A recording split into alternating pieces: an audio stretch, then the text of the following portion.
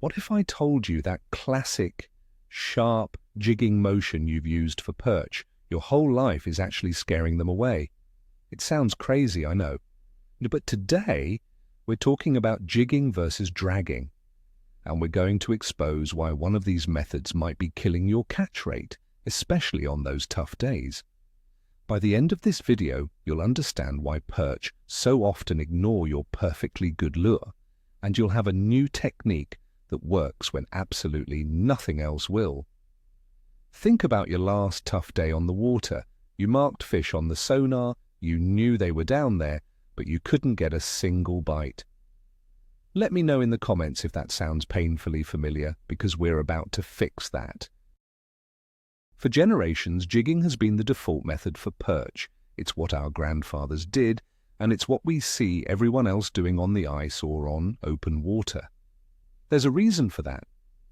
When perch are active and in a feeding frenzy, that aggressive snap-and-fall action is a fantastic trigger.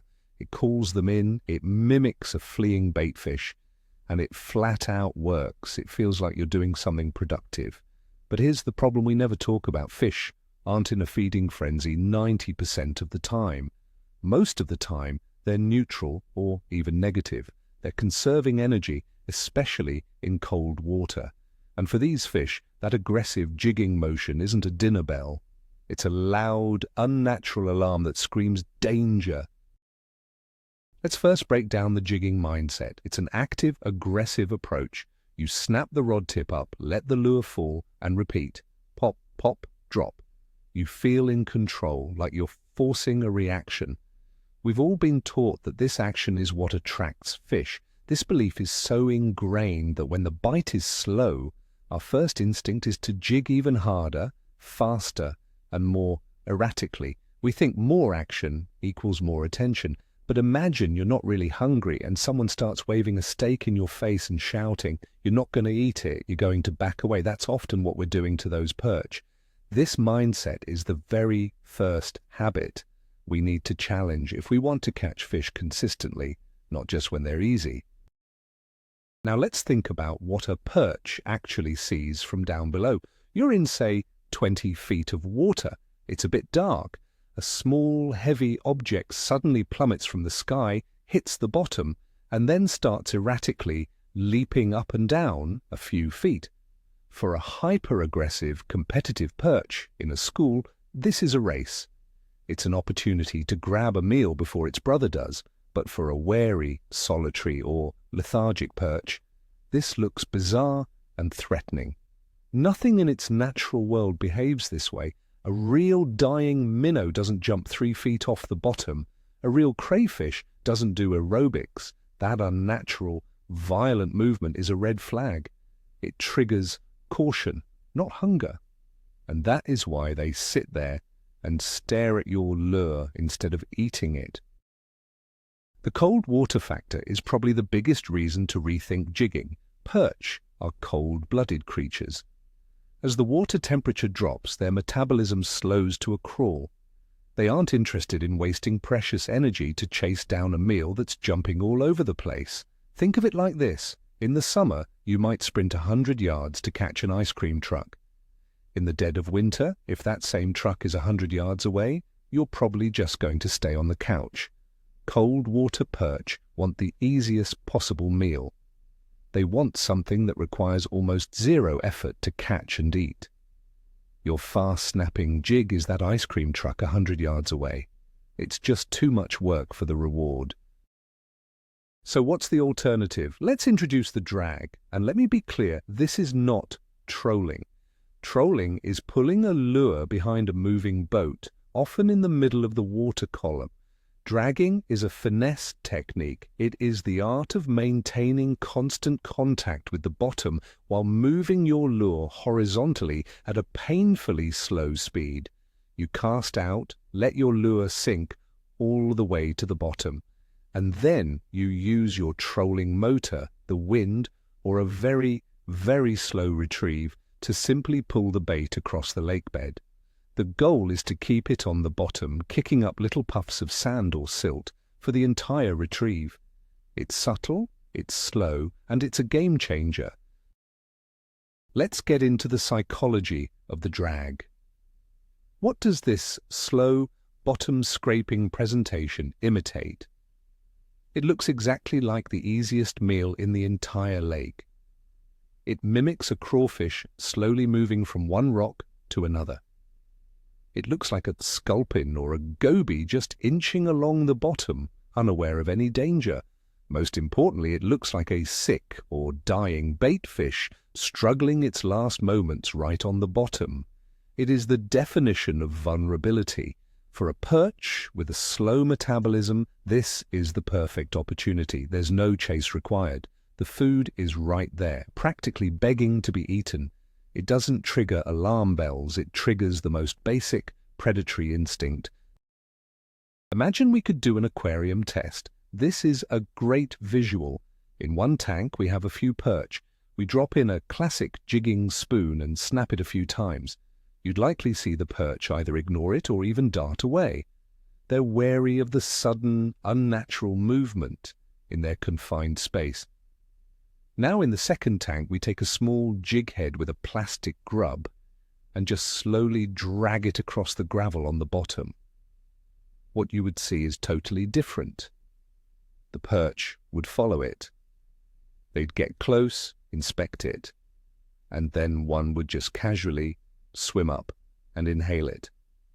There's no aggression, no chase. It's a confident, easy bite.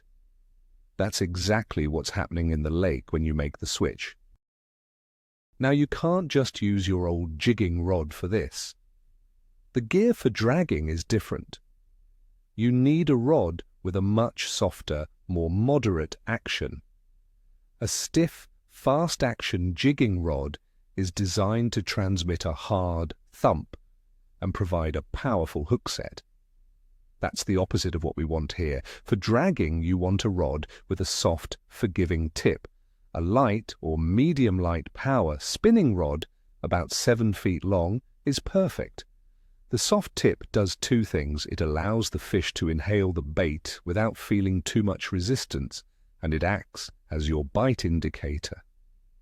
You will literally see the bite as the tip starts to slowly bend, long before you ever feel it in your hand. The line setup is just as critical. The best combination is a main line of light braided line, like 10-pound test, connected to a 6-foot leader of 6-pound fluorocarbon. This gives you the best of both worlds. The braid has virtually no stretch, which means you can feel every single pebble or change in bottom composition. You'll know instantly if you're dragging through mud, sand, or rock. The fluorocarbon leader is nearly invisible underwater, so the wary perch won't see the line connected to its next meal. This sensitivity from the braid, combined with the invisibility of the fluoro, is the 1-2 punch that makes this technique so incredibly effective. When it comes to lures, you can leave your heavy jigging spoons in the box. Lures that excel at dragging are designed to stay on the bottom and look natural. A small football head jig is a fantastic choice because it resists snagging. You can pair it with a small swim bait, a creature bait, or a simple grub. The Ned rig is practically designed for this technique. Its mushroom-shaped head and buoyant plastic make the tail stand straight up when you pause, which is irresistible. Even a simple split-shot rig with a small hook and a live minnow dragged slowly across the bottom can be absolutely deadly. The key is a lure that stays down and looks alive with minimal movement. This might be the hardest adjustment for most anglers, learning to feel the bite.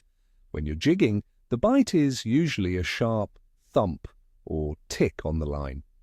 It's unmistakable. A dragging bite is completely different. 90% of the time, you won't feel a thump at all.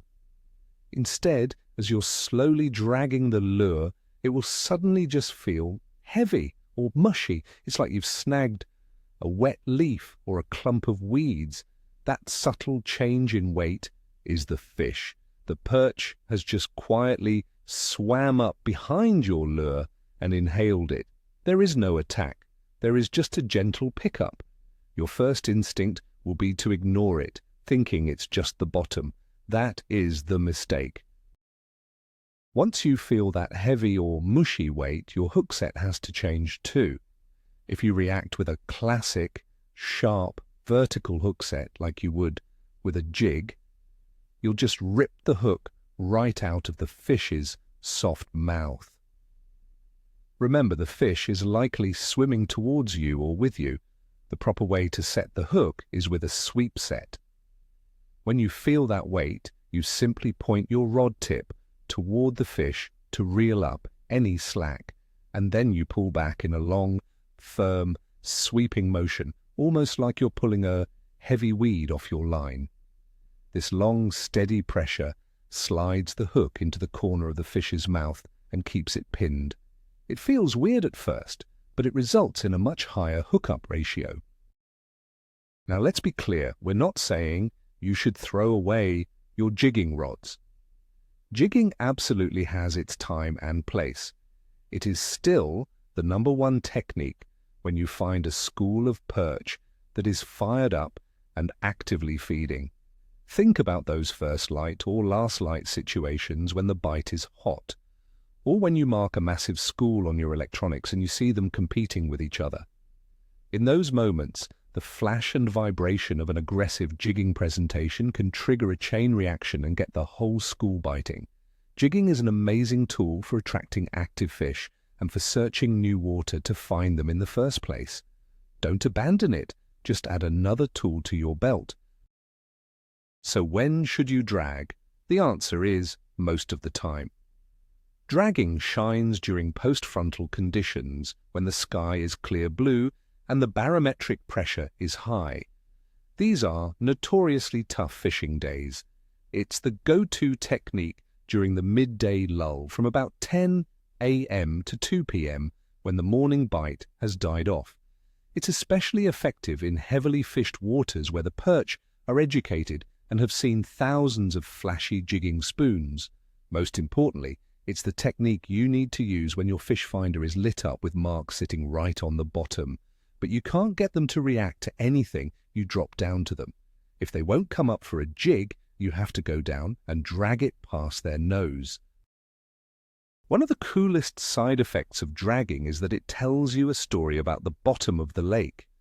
When you're jigging, your lure only touches the bottom for a split second, but when you're dragging, you're in constant contact.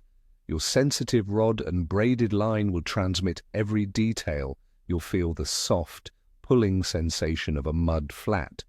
Then you'll feel it transition to a gritty, sandy area, and then you'll feel the tick, tick, tick of your weight bumping over gravel or rocks. These transition zones where mud meets sand or sand meets rock are fish magnets. Dragging allows you to map out these key areas with your lure, and when you get a bite, you know exactly what kind of structure that fish was holding on. I remember this one day perfectly. It was a classic, tough, late fall afternoon. My buddy and I were marking tons of perch on the fish finder, but we couldn't buy a bite. We were both vertically jigging, trying every color of spoon in our boxes. Nothing. It was beyond frustrating. Finally, I said, I'm trying something different. I tied on a little football head with a grub, backed the boat away, and started slowly dragging it right through the school. Within 2 minutes, my rod just loaded up. Fish on, I reeled it in, a nice jumbo perch. I cast back to the same spot, and it happened again. My buddy was just staring at me, still jigging, catching nothing. He finally switched over, and we proceeded to catch our limit. It was proof that the fish were there and willing to eat the whole time. They just wouldn't eat a jig. There's another subtle thing happening when you drag that you just don't get with jigging. It's what I call the stirring the pot effect. As your jig or weight slowly drags across a soft bottom, it kicks up a little cloud of silt and debris. To a perch, this is a massive visual cue. What kicks up puffs of mud on the bottom? Other feeding fish, or things like crawfish and other invertebrates. That little cloud of disturbed bottom is a natural dinner bell. It looks like something is happening, something worth investigating. Perch will often come from a surprising distance to check out that little puff of silt, and when they arrive, they find your lure sitting right in the middle of it. It's an incredibly natural form of attraction. This all comes down to myth-busting one of the oldest adages in fishing. You need action to get a bite. We've had it drilled into our heads that a lure has to be wobbling, flashing, or rattling to be effective. But for neutral or negative fish, the exact opposite is often true. The most natural presentation is often the one with the least amount of imparted action from the angler. A slow, steady drag is the ultimate do-nothing technique that does everything. You are presenting a meal in the most realistic way possible. You're not trying to force a reaction bite out of aggression. You're trying to coax a hunger bite out of pure instinct and opportunity. Sometimes less is so much more. If you're new to this, it can be hard to learn the feel, so here's how to practice. Find a calm day and go to a shallow, clear spot where you can see the bottom, maybe 5 or 6 feet deep. Use the exact lure you plan to fish with, cast it out and just drag it back to the boat. Watch how it moves. See how it looks when you pull it over sand versus over some small rocks. Intentionally drag it into a weed and feel how the rod tip loads up. This will train your hands and your eyes to understand what you're feeling. After just 15 or 20 minutes of this, you'll have a much better understanding of the difference between a rock, a weed, and that subtle, heavy feeling of a fish. Let's talk about speed because it's the most common mistake people make. Your drag speed needs to be painfully slow. When you think you are going slow enough, you need to go even slower. We're talking about 0.2 or 0.3 miles per hour on your GPS. Often the best way to achieve this is to use a high-quality trolling motor on its lowest setting. Or you can just use the wind. Position your boat for a slow, controlled drift across the spot you want to fish. Cast your lure perpendicular to your drift and let the boat's movement do all the work. All you have to do is hold the rod and feel for that subtle weight. Resisting the urge to reel or move the bait yourself is half the battle. The big takeaway here is a fundamental shift in your thinking. Stop focusing on attracting fish with loud, aggressive actions. Instead, start thinking about presenting an irresistible meal. You are changing your role from a loud salesman trying to make a hard sell to a quiet observer who is simply offering an easy opportunity. It's a shift from an active approach to a passive one. You're no longer trying to force the fish to bite. You are letting the fish decide to bite because the meal you're offering is too natural, too vulnerable, and too easy to pass up. This one mental change will make you a far more versatile and successful angler, not just for perch, but for almost any species. So let's wrap this up. We've established that aggressive jigging is a powerful tool, but it's not the entire toolbox. On those tough, high-pressure days, or in cold water, that sharp movement you thought was attracting fish is often a warning sign that scares them off. The real breakthrough, the aha moment, is realizing that the most effective thing you can do is often less. The slow, bottom-hugging drag presents a meal so natural and so easy that a lethargic, negative perch simply can't refuse it. You're not just fishing anymore, you're exploiting their most basic predatory instincts. This single change in your presentation can literally transform a zero-bite day into a hero day. It proves it's not always about having a magic lure, it's about understanding fish behavior and adapting your approach. Thank you so much for watching. If this video challenged some of your old habits, do me a favor and hit that subscribe button and give this video a like. We're all about breaking down old myths to help you catch more fish. Now I have to ask, have you ever intentionally used a dragging technique for perch? Or are you a die-hard jigger for life? Let's get a good debate going in the comments below.